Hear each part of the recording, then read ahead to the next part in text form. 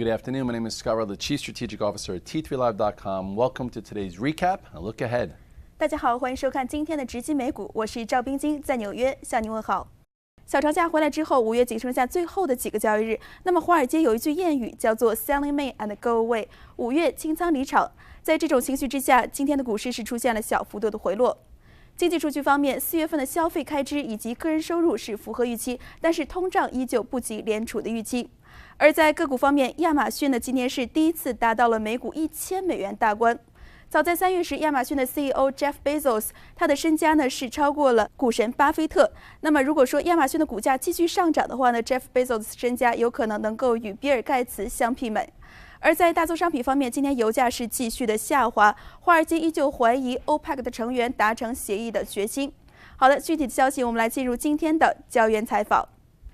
Hey Scott, the market was very quiet today. We had a little bit correction. Do you think it's sell in May and go away? What are you looking forward in June? Oh, sell in May and go away. We're almost in the end of May. It wouldn't be a bad idea considering the size of the move that we had.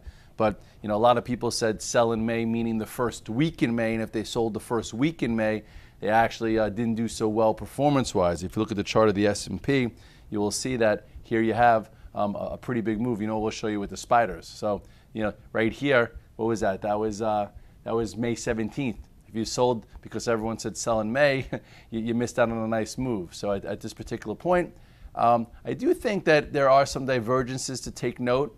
But overall, this is your don't pass line. If you're long the market, what you probably want to see on an active basis, it hold above this spot here on the spiders. That's like 240.50. So the longer it stays above 240, 240.50, the higher the probability that you get another move. So at this point, it's a little extended, but as long as it holds above this, I think active traders are going to try and look for a little bit more upside here, and it could take us into the first week of June. Technology is still very strong. After flirting with 1,000 a while, Amazon finally touched 1,000. Does that mean you lost interest in Amazon, or will you consider buying more? Well, anytime it's around an emotional number, you see some of the boxes go a little nuts. Really, what's important is how did you trade Amazon from the start of the year to 1,000? And if you get the Redler report, I talked about how Amazon itself could get to start the year. It was on my report that I thought it can get to 1,000. So if you're a swing trader, the time to have bought Amazon was right here. Okay, that was when it broke out to start the year, and then you had another nice breakout here. So if you participated up to 1,000, you're happy. Just because it's at 1,000 doesn't mean you buy it now for the average investor. But at this point, it's always good to see how it does react for short-term composure and complexion.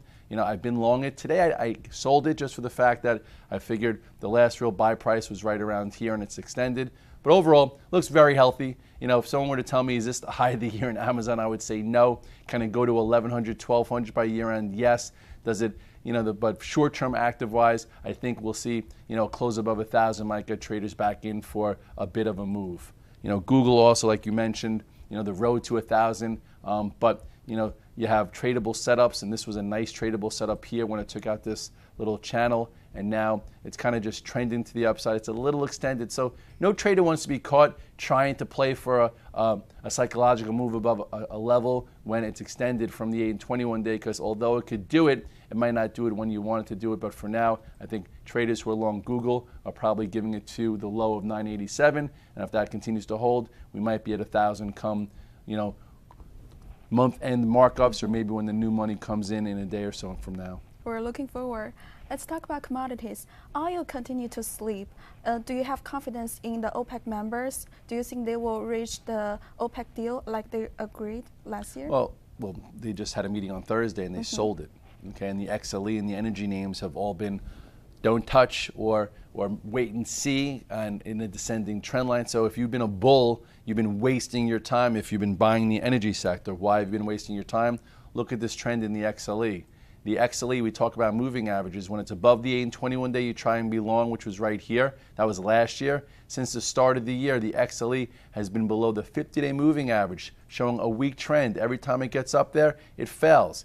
You could try it here and there. I think a lot of us tried it here and failed. And then if you recently tried it again here, thinking maybe it breaks above it, it failed. So at this point, the XLE and energy stocks are still weak. You also have weakness in the small caps, where the small caps also, although above major support here, okay, it's having a problem getting over its own little descending trend line here. So there are some divergences saying that you need to be a little careful. Although tech is really strong, you have the small caps not acting well, the banks lethargic, and you have the XLE at lows of 2017.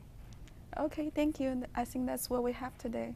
And I think, everyone's just got to be a little careful. Although we're overbought and although there are divergences, you just can't be flat out short. There are guys that have been short and they've been pulling their hair out. But at this level, I think you just need to be a lot more specific in the stocks you're trading and maybe just trade a little less size just in case we do get some kind of bull surprise.